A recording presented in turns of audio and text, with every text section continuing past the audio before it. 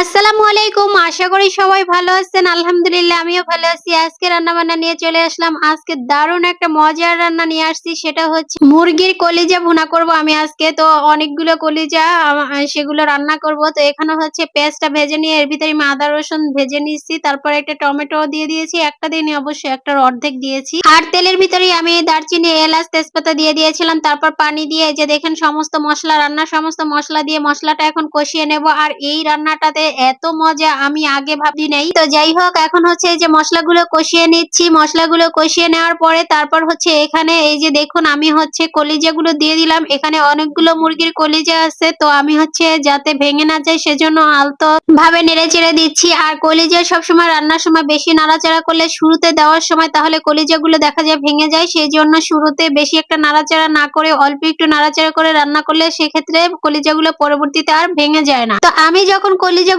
দিয়েছিলাম, কলিজার সাথে সাথে অনেকটা পরিমাণ পানি চলে গিয়েছিল, তাই কষাতে একটু সময় নিচ্ছে। আর এই যে দেখুন এখন কিন্তু কষিয়ে ফেলেছি, একদম পানিগুলো শুকিয়ে গেছে আর উপরে তেলটা ভেসে আসছে। দেখেন দেখতে কতটা লোভনীয় লাগতেছে। মুরগির কলিজা সাধারণত আমরা যখন মুরগির মাংস রান্না করি তখন তার ভিতরে দিয়ে রান্না করি, তার জন্য এর স্বাদ যে অন্যরকম একটা স্বাদ সেটা বোঝা যায় না। মানে তারপরে স্বাদ লাগে, কিন্তু এর যে আলাদা একটা স্বাদ আছে সেটা বোঝা যায় না। তো এভাবে যদি আলাদা রেখে দিয়ে তারপর হচ্ছে একসাথে সব কলিজাগুলো রান্না করা হয় তাহলে কিন্তু খেতে ভীষণ স্বাদ লাগে, তখন এটার পারফেক্ট টেস্ট বোঝা যায়। আর এখন কিন্তু বাজারেও মুরগির কলিজা বিক্রি করে। তো যাই হোক, আমি হচ্ছে এই যে দেখুন কলিজাগুলো যে একদম ভেঙে যায়নি, আস্তে আস্তে আছে, তা আমি এই যে একটু দেখেন দেখিয়ে দিচ্ছি আপনাদেরকে। আর এখন হচ্ছে কষানোর পরে আমি ঝোলটা দিয়ে দিয়েছি। যেহেতু অনেকটা পানি নিয়ে আমি কষিয়েছিলাম তার জন্য এখন রান্নায় বেশি পানি দেওয়ার প্রয়োজন নেই, যতটুকু প্রয়োজন আসলে ততটুকুই দিয়ে দিলাম। আর এটা রান্না করার জন্য আলাদা কোনো মশলার প্রয়োজন হয় না। আমরা মাংস রান্না করতে যেই মশলাগুলো ব্যবহার করি সেগুলো হলেই হয়ে যায়। এর স্বাদ একদম পারফেক্ট আসে,